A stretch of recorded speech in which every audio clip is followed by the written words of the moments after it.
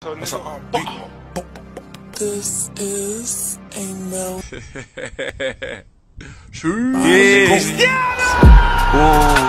Hi guys, welcome back to the channel. Today I'm going to introduce you lot a brand new series where we're going to start off with a total of £5 and try turn it into a total of £1,000 just by reselling car boot items through eBay. I thought I'd try and set myself this challenge just to show how realistic it can be for anyone that wants to start this side hustle, and hopefully prove to you lot that you can start with something as low as £5 and build up to a pretty considerable amount. A lot of you have seemed to really enjoy my previous videos reselling car boot items on eBay, so I'm making a series on it. If you're curious and you haven't seen those videos before, there'll be a link at the top of the page here or down in the description below, or you could go to the playlist in my channel where all the videos are sorted out there as well as. Before we get into the video, I just want to quickly take this time to apologise for the lack of recent uploads over the past couple months. I've arguably had one of the best summers so far, but on the flip side, I have recorded quite a lot of it, so in terms there is a lot of content to come.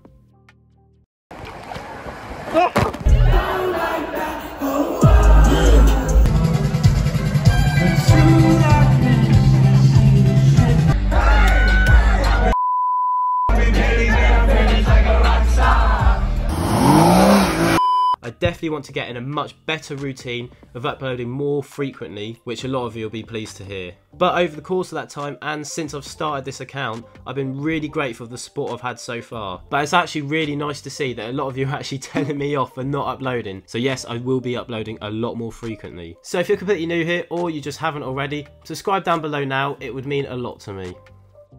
Anyway, enough of that, let's get into the video. So, for this challenge, this is going to be the plan of action. So, as I've only got to start off with a total of £5, I can really only limit myself to probably buying about one thing. I could buy a couple of things, a small amount for about £1 or so, but my chances of getting a better return for my money, I think I'm just going to be better off by sticking to buying one item. Also, before we do head into the challenge, I must set out some ground rules. Rule number one, most obviously, I must buy all my products from car boots or fairs. The reason I'm saying this is just that I could easily go to a mate's or a relative's house and just get something to scab out and sell that on, or go into some cheap store. So all of this has to be bought from a car boot or a fair. Rule number two, I mustn't tell anyone about this challenge that I'm buying off, purely because I just don't want to corrupt the challenge whatsoever. This might determine on how much they sell their products to me. It might influence the amount of money they're asking for any of their items. Rule number three, I'm obviously only allowed to keep within the amount of money I am making through selling the items.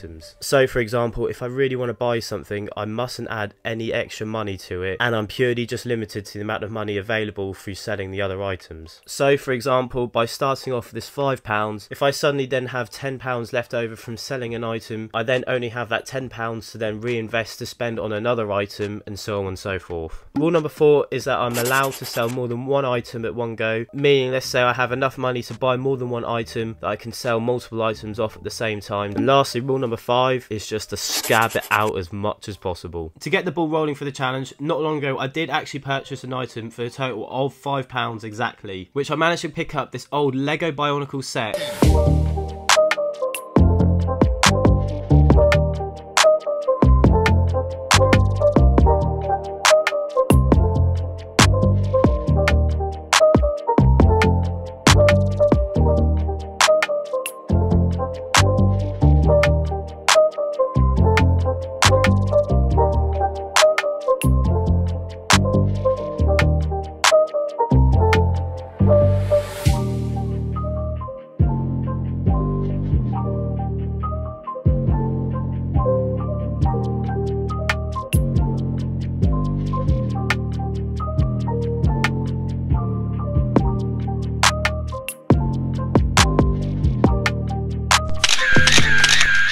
Which contained all the pieces, however included no box or instructions. Back in the day of the early 2000s, I did collect a little bit of Lego Bionicle, and this set I believe comes around from about 2005-2006, but correct me if I'm wrong on that. The set itself with the figurine on the top of the spider is known as this Vezin and Franrak, I think that's how you say it, where some of the features included an adjustable headpiece where you can twist it around for a different face. The head also included batteries where it could light up, and luckily the batteries still worked on the figurine. But because Lego Bionicle itself is very adjustable, you could put these figurines in loads of different positions. Don't ban me for that. and each piece is easily detachable from the other. Now I was really chuffed when I was able to pick this up for £5, and I think the person that was selling it didn't really know what they were dealing with, as I do briefly remember that the figurines were completely separate in these massive Tupperware boxes that they were selling them in, and I don't think they even knew that those two things together were actually part of the one set. I just recorded so much and my mic wasn't even on.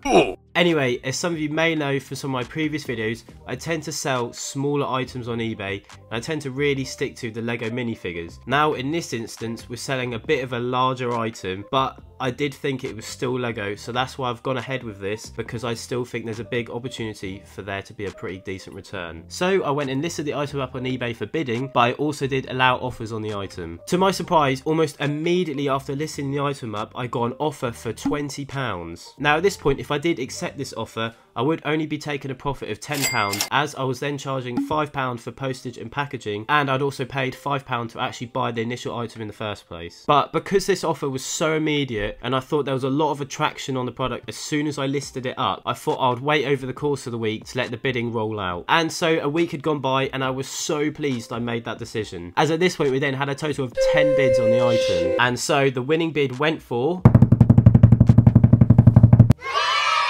The item resold for a total value of £38, of which included the £5 postage and packaging. So if we took away the fee for the postage and packaging and the initial cost of the item, we are then left with our total profit of £28. But for this challenge, I'm actually less focused on the amount of profit that we're making. I'm more focused on the total value left over from all the sales. The reason for this is because the total value we've got left over is everything that we've got to then reinvest into the challenge itself, to then buy more products to then resell over and over. Meaning, in conclusion, for episode 1, we've turned our initial investment of £5 into now a total value of £33. Or in other words, we've now got a total of £33 to completely reinvest into other car boot items to then resell again on eBay. One small thing I forgot to mention is that eBay do take a percentage of the profit for anything you sell through eBay. However, it is very tiny, and the amount I physically got paid in this scenario was actually £32.34 instead of the full £33. So do bear in mind, if you are selling your products through eBay, just make sure you do know that there are very small fees involved. Now, I know the challenge is turning £5 into £1,000, and I know at this point £33 compared to £1,000 seems a bit far-fetched, but if we can seem to duplicate these type of returns with the larger amounts of money with other car boot items, we might just be in luck.